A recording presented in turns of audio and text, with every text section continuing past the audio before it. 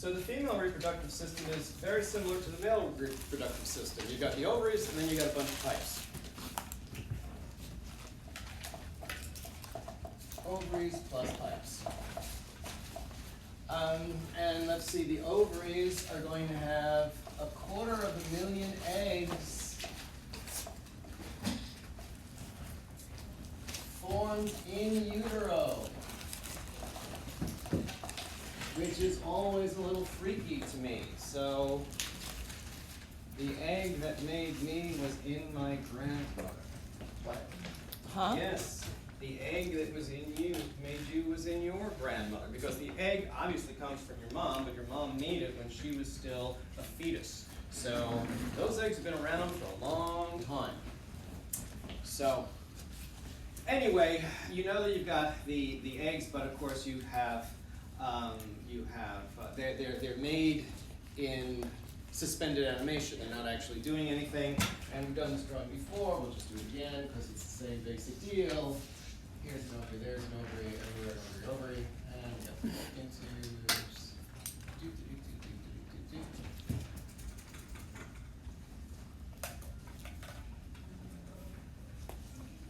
What are these little things that are hanging down over the ends of the eggs called? No, well these are the fallopian tubes. The fimbriae? The fimbriae. Oh. Fallopian tubes. And these ruffly things are the fimbriae. So the fimbriae are going to be Bless you. sort of doing this kind of motion, and they're creating an updraft for the eggs so that the egg can eventually get drawn into the fallopian tube. Now, the fallopian tube is ciliated epithelium. It's got cilia on there because once the egg gets in there, they're going to sort of be pushing it along like a big beach ball onto its its ultimate goal there. Now, again, as we talked about before, the primary female sexual characteristics are going to be being able to generate eggs and conceive. The secondary sexual characteristics are going to be redistribution of the fatty layer for more of a reserve, and also repression of the growth of facial hair. Nobody knows why. It's just one of those things. And so and it's going to be the same deal. The egg is going to have 23 chromosomes, just like the sperm has 23 chromosomes. And so we'll just do it like I did with the endocrine system. You're going to start out with follicle-stimulating hormone. And follicle-stimulating hormone stimulates the follicles in the ovaries. So out of that 250,000 eggs that are in there, about 20 of them in one ovary, usually in one ovary, are going to start percolating. And these pre-ovulatory follicles are going to make estrogens. And remember also, these pre-ovulatory follicles are going to start to migrate, because they could be anywhere in the ovary, and they got to, you can't launch an egg from inside the ovary. It's got to get to the surface of the ovary. So, and that takes time. So as they are getting ready, they're also on the move. And then you have luteinizing hormone. Luteinizing hormone, of course, causes ovulation. We're going to make it easy for the egg this time, and we're going to launch it over here. And there is your corpus luteum. Right there. And because luteinizing hormone is going to cause ovulation, and that is going to be what forms the corpus luteum. And what does the corpus luteum make? Estrogen and Estrogens and progesterone. Estrogens and progesterone. And of course, it's right in the name. Progesterone is pregnancy. Gestation, pregnancy. So it's going to be targeting the mammaries and the endometrium. So, and by the way, the estrogen started the ball rolling, right? So the estrogen started the thing rolling, and now the ovulation is going to go further along with this. So the mammary starts to get bigger, the uterus starts to build up more material in there. And then, of course, it's a 50-50 shot. You're either going to get pregnant or you're not. And so, of course, the old joke is it really depends on if you're married. If you're not married, it's a 100% shot. But anyway, so the egg starts rolling along to its destiny. And by the way, the fallopian tube is where conception occurs, not in the uterus. So it might be a candygram along the way, and the egg and the sperm are going to get together, and they're going to form a zygote. The zygote.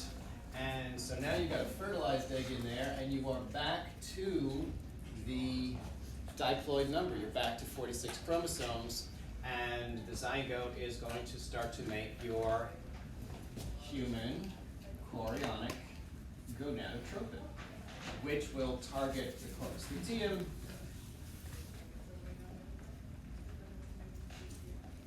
and tell the corpus luteum I'm in the oven.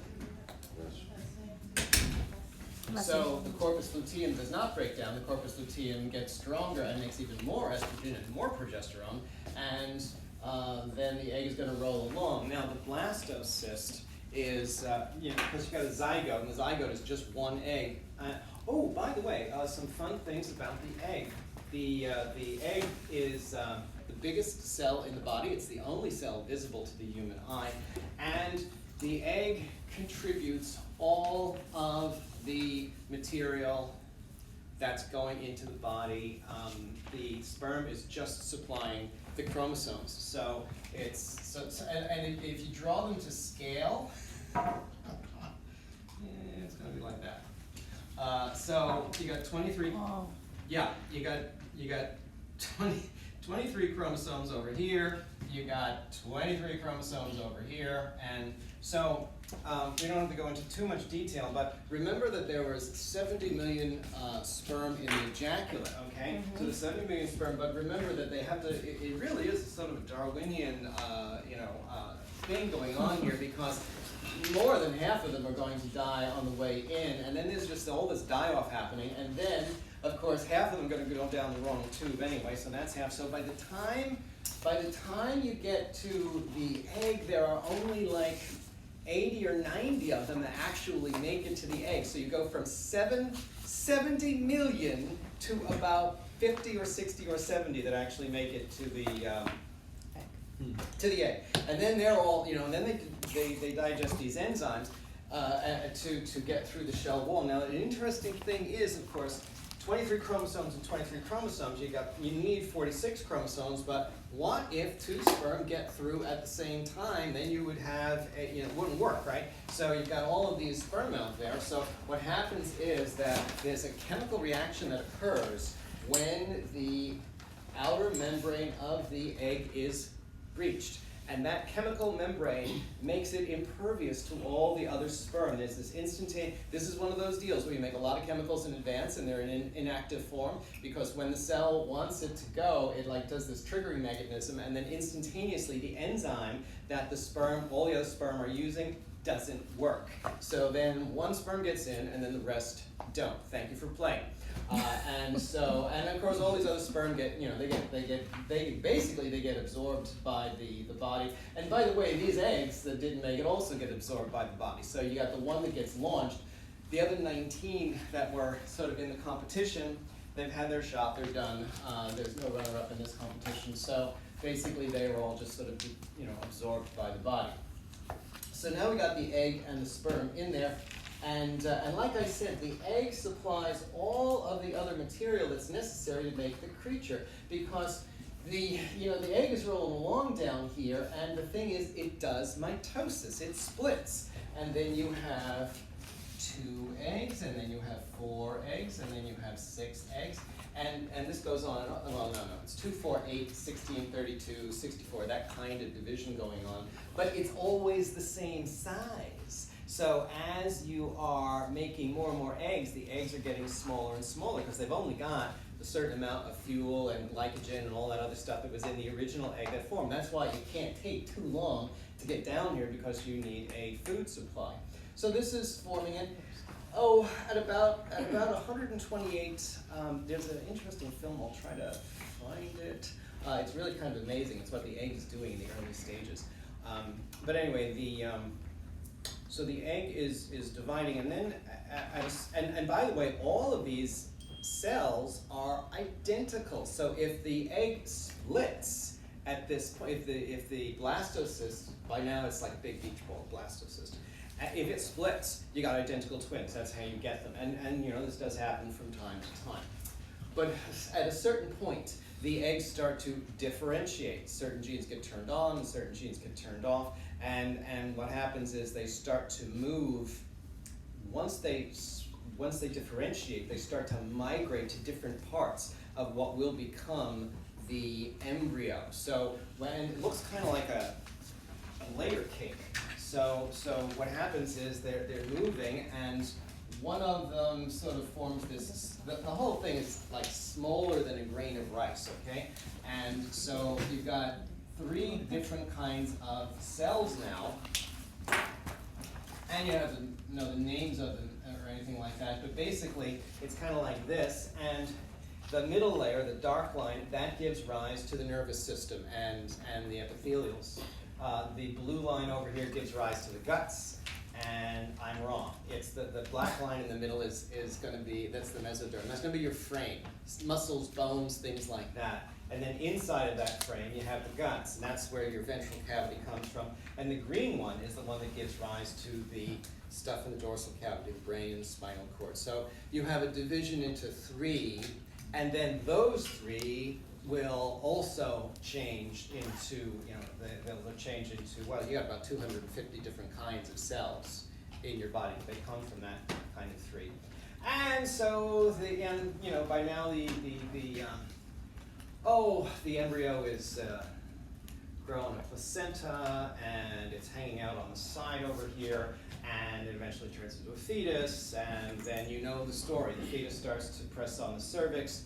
That's when the pituitary sends oxytocin. Oxytocin causes uterine contraction, and this crescendos until finally the baby comes out. This is a classic positive feedback loop, because once the baby comes out, pressure on the cervix goes down to 0, and less oxytocin drops to 0, and the whole thing shuts down.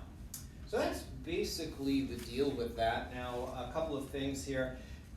The egg doesn't always go right. For one thing, the zygote sometimes drops right out the bottom, and that's going to be, you know, the woman isn't even going to know that at this point because it's only an egg. But it is possible that it goes right down through the doors, sort of like the old pinball games, and game over.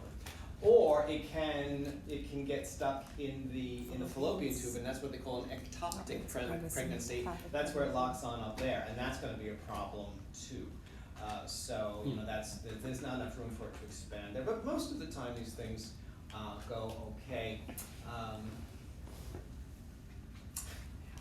When Cezanne was coming out, her mother had grown the placenta right across the cervix, which was a problem because then as the baby starts to come out, it's rupturing the placenta, which is causing all this bleeding. It was sort of like a Quentin Tarantino meets Stephen King movie. And they were going to do a C-section, and she didn't want to do that. Meanwhile, she's bleeding like a sieve, but this doctor says, you know what we can do? We can induce labor more with oxytocin, and then the baby's head will come down, and it'll press against it, and it won't make it bleed. And I'm like, you want to use my baby's head like a cork? And he said, yes, that's the idea. And so we went for it, and it all came out fine. She's the one that was asking for money this morning. So I guess it came out fine. Would you mind reviewing what corpus luteum is? Like, what is it? Okay, the corpus luteum is the empty follicle. So you got all those follicles with the eggs in them, and then once one egg is launched from the surface of the ovary, that it's once again a genetic change in all of those cells, and the cells change into a little mini gland on the side of the ovary, and that is going to make your progesterones and your estrogen, okay? Now remember that this is the one that has that timed thing. It disintegrates over the 28 days. Because the other possibility, I just did, what if you get pregnant? What if you don't get pregnant? If you don't get pregnant, no human None of that chorionic happens. gonadotropin, this thing ticks down over the next 28 days, estrogen and progesterone levels will Wow. fall, and at a critical moment, they're gonna fall below the point that supports the endometrium, and that's when the endometrium fails, and that's when you get your menstrual cycle. But it's never over because falling estrogen and progesterone levels signal the release of follicle stimulating hormone, which is gonna start the whole thing over in the next side. So that's, Do chicken eggs have a corpus luteum? do chicken eggs, chicken ovaries are gonna have a corpus luteum. Yeah. They're, you know, they,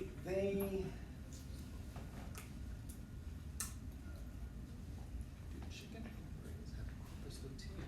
They make the You gotta egg stand too. in the shell. Well, you see, remember, the chickens are left over from dinosaurs, and dinosaurs are reptiles, and reptiles lay eggs, turtles, salamanders, things like that. And the chickens go along in that, because the big thing about humans is mammals, mammaries, which is gonna be internal gestation. That was one of the big changes we did, because the baby is more protected if it's inside the mom. So I suspect, You do not.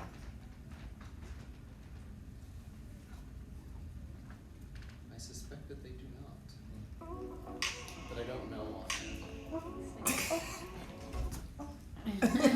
That's it. So, That's an iPad. so let me see, fertilization, endometrium, zygote begins, fetus, progesterone, menstruation, human chorionic gonadotropin, that's it. That's the end of the material for the test. Now remember, the test is not on Wednesday, the test Saturday. is a week from today. But you have now completed the material to do the first homework, and I suggest that you get cracking on it.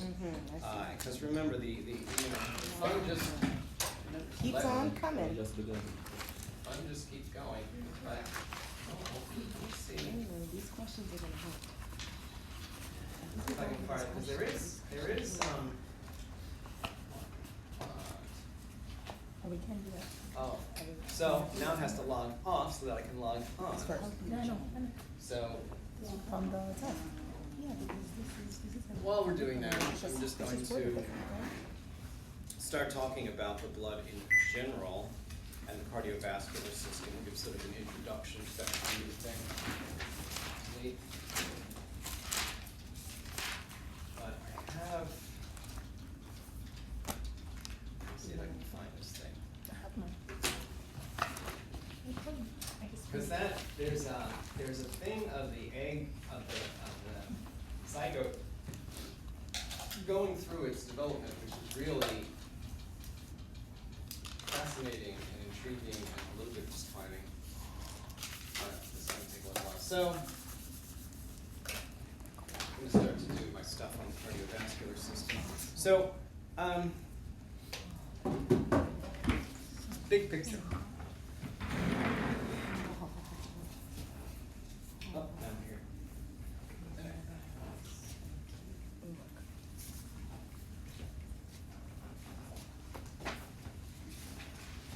You have all these cells, and all these cells need oxygen, they need glucose, they need to get rid of their waste material. So we have the cardiovascular system, which is going to help them get it. And let's see. Some of the worker home. Go. No. Cool. Oh, you just want me to. Okay.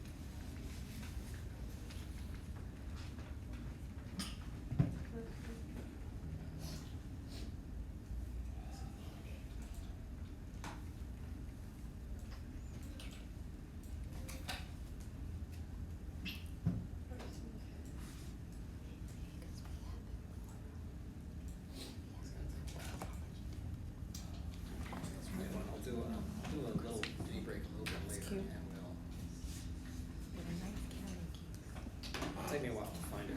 So in the meanwhile, let's do a little cardiovascular system. So the big picture is, you've got the heart, right? And the heart is going to be pumped. And of course, it's connected to all of these pipes. We have a lot of pipes in anatomy and physiology. So the arteries take the blood away from the heart. Arteries. And then the arteries are going to break into smaller and smaller vessels.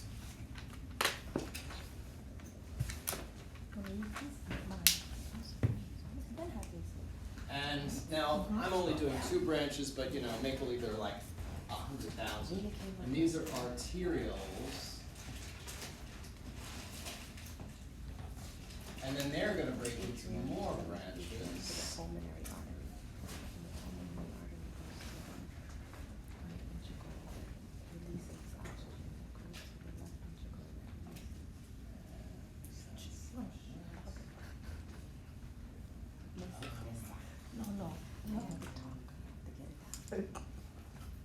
Here we go. Now, what's happening is they're branching into more and more little branches here, and these are going to be the, basically, the capillaries.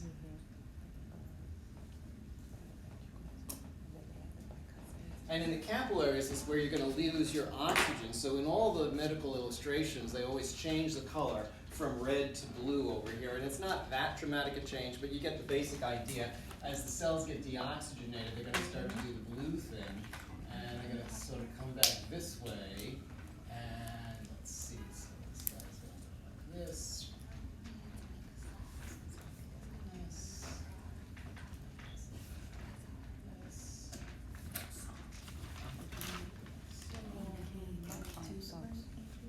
And so the veins on this side are going to be venules.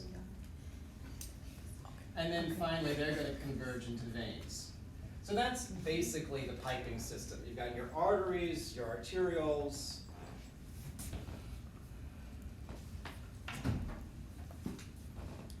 Your capillaries, and then you converge into venules, and then into veins, and then back into the heart. Now, some stuff about this. Capillaries are by far the most numerous vessels around. 99% of your blood vessels by mileage are going to be capillaries. I mean, you always hear about the arteries and the veins and stuff like that. But the point of those is to just get the stuff to here, because this is where all the material exchange takes place. Capillaries are the site of material exchange. Because you have your blood, your cells out here. Now these green things that I'm drawing here, these are the body cells, okay? And remember, the body cells are also going to be in between all these spaces. They're just all over the place. And they're the things that are going to be sucking up all your nutrition. So there's a couple of the material exchange. What's being exchanged? Well, you've got things like oxygen and carbon dioxide. Oxygen and carbon dioxide are going to be moving around by diffusion. Can anybody tell me what the basic process of diffusion is? There's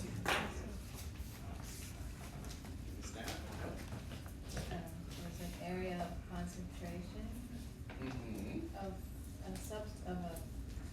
particles, and then they want to get away from each other, so they move out. Right. You guys are a perfect example of diffusion. You've all moved away from each other, more or less. You could all be concentrated right here.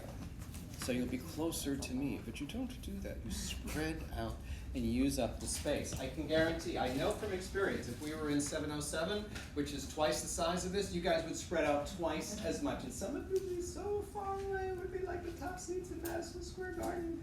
Anyway, so the thing is that if I'm just going to do it over here, let's say that this is a capillary, okay? Because I think it's a little crowded over here. So this is a capillary. And again, these are your body cells on the outside of it. Any old body cells, whatever you want. They could be brain cells, they could be muscle cells, they could be fat cells. And the thing is that you've got now you got your red blood cells in here, right? The red blood cells are carrying the oxygen. And they've got plenty of oxygen as long as you keep breathing. So, but your body cells do not have a lot of oxygen because they're always using it up. They call it an oxygen sink. It's sort of like a roach motel for oxygen. Oxygen goes in, but it doesn't come out because in here you've got all the mitochondria that are using that oxygen. So the cells kind of are always having depleted oxygen. So the fancy way of saying it is, the concentration of oxygen is high over here, the concentration of oxygen is low over here. So oxygen will always diffuse into the cells. The oxygen is lipid soluble, which means that it can go through the capillary membrane and it can also go through the cell membrane. It goes through it just like air through a screen. It does, the cell membrane does not serve as any kind of a barrier to oxygen. And the example we've done, I think, you take Chanel number 5, and you just take the stopper off, it's going to diffuse throughout the room because there's a lot of it here evaporating, there's not a lot of it over there, and it's just the thing that stuff mixes around. Stuff will go from where it is more crowded to where it is less crowded. Now carbon dioxide is going to go the other way. The cells always have a lot of carbon dioxide because they're always making carbon dioxide. The oxygen goes into the mitochondria, carbon dioxide comes out. So the concentration of carbon dioxide is always high in the cells, and it is always low in the bloodstream, so the carbon dioxide goes like this. So both of these processes are diffusion.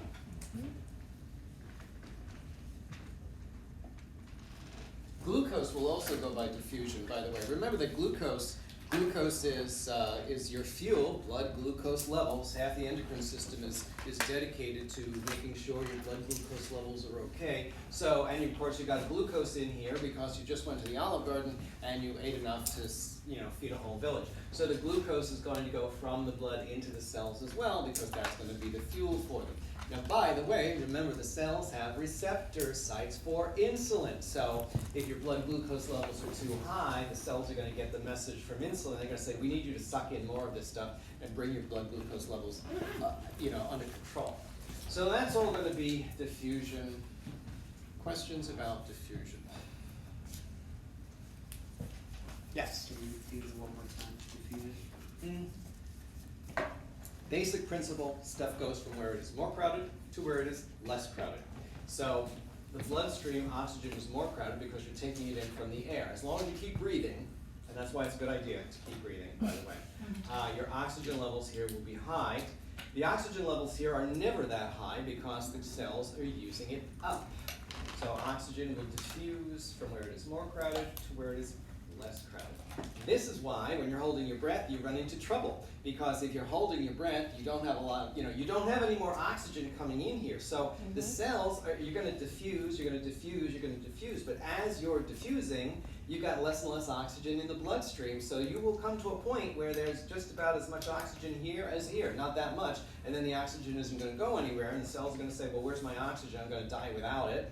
And you run into a problem. And that is why the autonomic nervous system is measuring oxygen levels. Remember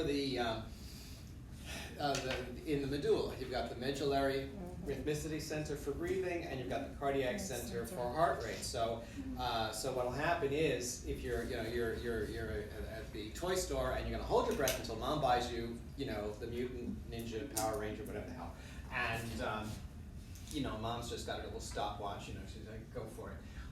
Because what happens is that the blood chemistry is changing, the autonomic nervous system is recognizing this, and the autonomic nervous system will force you to breathe if you don't. So that's diffusion. Okay, so another thing that's moving around here, so oxygen and carbon dioxide are going to move to the cells by diffusion. Water is going to move by filtration. Now, water is actually blood plasma. Blood plasma leaks out of the capillaries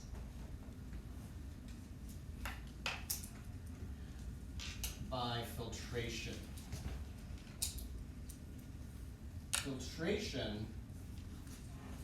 Just think of the capillaries as like a leaky hose.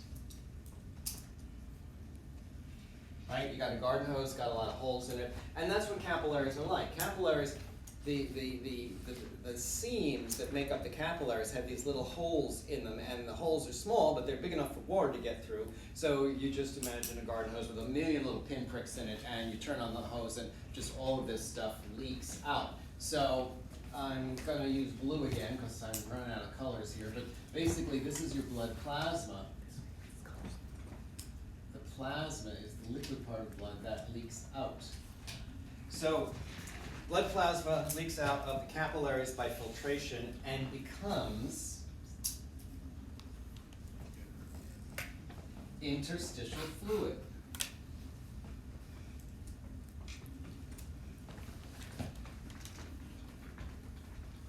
Interstitial fluid is simply the fluid around the cells.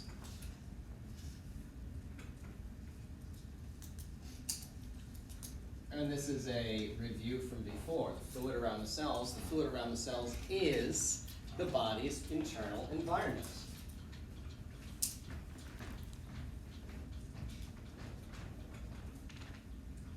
So going back to the very first lecture in neuro, I said you want to think of yourselves as a walking aquarium.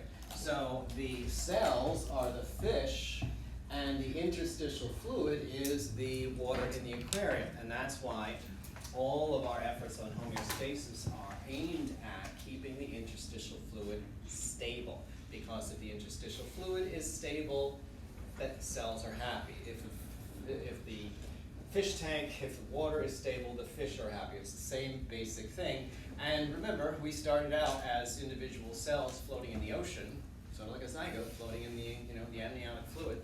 And so what we did was we encased ourselves in this envelope that's waterproof, and we poured seawater in it. The interstitial fluid is very much like the seawater from which we sprang. It hasn't really changed all that much. So that's where it comes from. And of course, we also get sweat from that, because the interstitial fluid, if you start to sweat, where are the sweat glands pulling that sweat off? It's from here. So for instance, if you ate a lot of garlic, you got garlic in the bloodstream, you got garlic in the interstitial fluid, you got garlic in the sweat. So that's filtration. You're basically, filtration is basically by blood pressure. So blood plasma leaks out of the capillaries by filtration caused by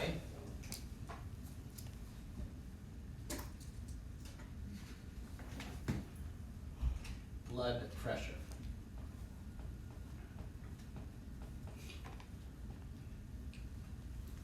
Caused by blood pressure. Now, what if a person has high blood pressure? Fairly common problem in the United States. What is going to happen to filtration if you have high blood pressure?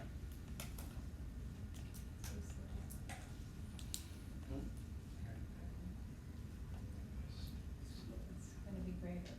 Going to be greater, right?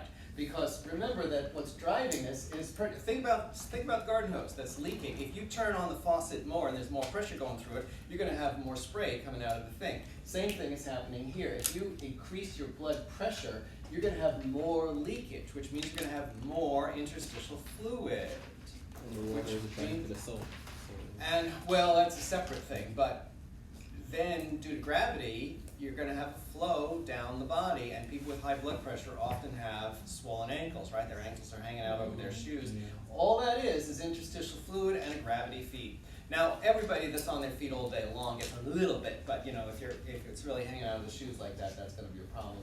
And sure, if you eat really salty food, water follows the salt. That makes you thirsty. You drink more water, but more importantly, you also absorb more water. That means your blood volume goes up. That means your blood pressure goes up. That means there's more of this going on. So they tell you, see how all of this stuff is a cascade effect. You knock off the salt, water consumption decreases. You also move, you got less water in the system, you got less leakage that way. So now there's another thing which I'm just going to touch on because it's important later on, and that's inflammation. What if you get a mosquito bite? You get that little bump, right? What if you get a broken ankle? You get a big bump. What's going on with that? That's going to be The rush. more filtration in the neighborhood, and that's caused by vasoactive chemicals. You don't have to worry about them yet, but whenever you have an injury to a place, the local cells release chemicals that make the capillaries more leaky than usual. So it's not going to be system-wide, but it's just going to be in the neighborhood of the damage. You're going to have more leakage, and that's what causes the swelling. Because, so if you have a mosquito bite, you're going to get a tiny little bit more. And if you have, if you have a broken ankle, you're going to have a lot. The whole area is going to be leaking because that's nature's soft cast. Before the days of doctors and casts and stuff like that, you're a Cro-Mag and you're just wandering around someplace and you trip and you break your ankle. How do you stop the caveman from walking around? You make it swell like crazy so it can't move around very much, and you make it hurt like hell so he won't walk on it, and that's how you get over these things. And then if it's like something in between, a dog bite or something like that, you get a big swelling over here because you're bringing all the white blood cells into the area. It's a big complicated process, but that's what causes inflammation. You have more leakage over here, and it's usually local and it's usually temporary. Let's just say you're allergic to mosquitoes. Then what?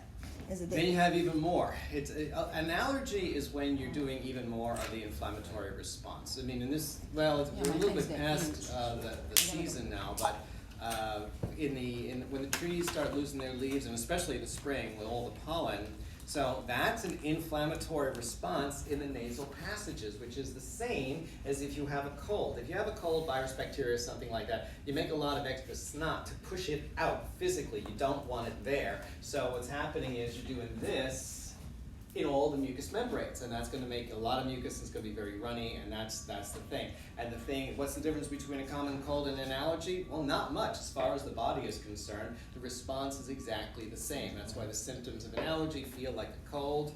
And by the way, the vasoactive chemical is called histamine. Histamine makes the vessels more leaky. And what do you take when you have an allergy? Benadryl? Antihistamines, right. It's to counteract this kind of a thing. And just as a curio about how everything in the body does multiple things, histamine is also a neurotransmitter. It's a neurotransmitter that causes alertness. So if you take antihistamines, it puts you to sleep. So there you go.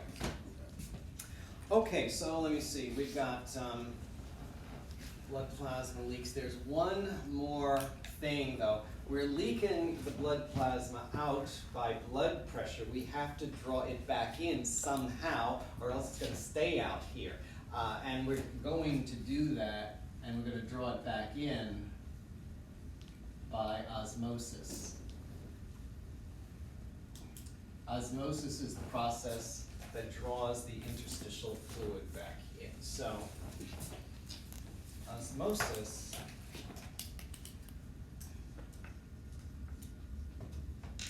draws the interstitial fluid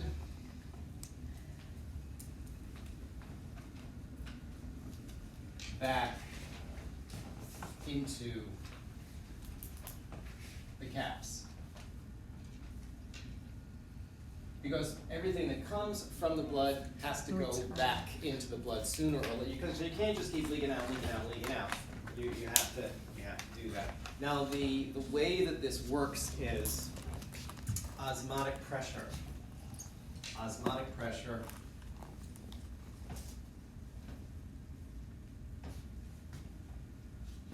counters the blood pressure.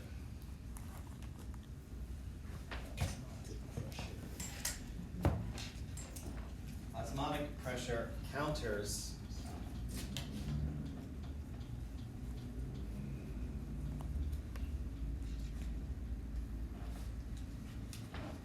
because the blood pressure is pushing it out, osmotic pressure is drawing it back in.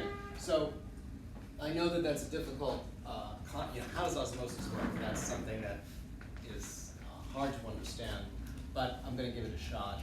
But the thing that you want to understand about this is that the cells are not just sitting in stagnant water. You want to have the image in your mind of sitting in a bathtub and the faucet is on and the drain is also open. So you've got this bathtub is constantly flowing and washing over you, which is a good thing because these cells are crapping in their own bathwater. They're dumping out waste materials, and you could have cooties in there and things like that, so you don't want that to happen. Now, just maybe to make things make a little bit of sense, remember cortisol? Cortisol is an anti-inflammatory, right? So cortisol brings the inflammation, the swelling down, but I also said cortisol has a dark side. It causes connective tissue breakdown, so you can't be on cortisol too well. Well, what's going on there? Cortisol is also vasoactive. It stops the capillary membranes from leaking. So you don't have anything going in and you don't have anything going out, and the lymph system will drain away the excess interstitial fluid and the swelling goes down. It works like charm, prednisone, things like that, cortisone shot. But here's the thing, folks. You've just cut off the flow that these cells are sitting in, and now they're sitting in bathwater that is not circulating, it's stagnating, and sooner or later it's going to get real rank, and these cells are going to start to die from that, and that is why too much cortisol is not good, and that's why in sports medicine, you have an area getting cortisol 2 shots in a 6-month period, That's a tops. Because you've got, you can do a shot and you can do a second one without getting permanent damage. But, too much of this is going to be a problem. This is also the problem for autoimmune patients. Our autoimmune patients, they've got inflammation so bad from rheumatoid arthritis, they're getting it mainline. They're getting, prednisone in the vein for the whole system, and they're doing this system-wide, and it works, but you've got, you got Cushing's disease and all these other problems that come along with it. So that's the way cortisol works. Sorry, would you repeat again exactly what it does to the capillary? It's simple. Cortisol stops capillary permeability. That's it. So the capillaries, they become tight. They become like hoses that don't leak. And of course you can get it locally, which will just do it, for bursitis, or you can get it system-wide for a system-wide disorder like rheumatoid arthritis. So people with high blood pressure can have cortisol? Well, no. Well, remember blood pressure though. Blood pressure is causing the plasma to come out, and so high blood pressure will cause more perfusion, but stopping perfusion is not going to control the blood pressure. Ultimately, the blood pressure is like how much stuff is in here. So cortisol isn't really going to have that much of an effect on it. So would it be an opposite effect for those that have low blood pressure?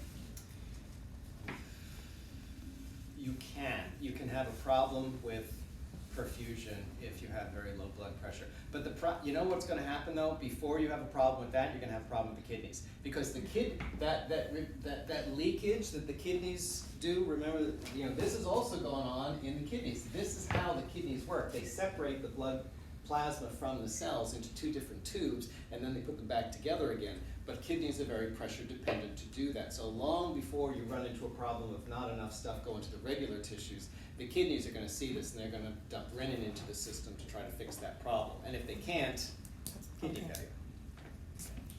So, we're going to take a 10-minute break, and I'm going to try to find that thing that I was hoping to find. I know I've got it somewhere.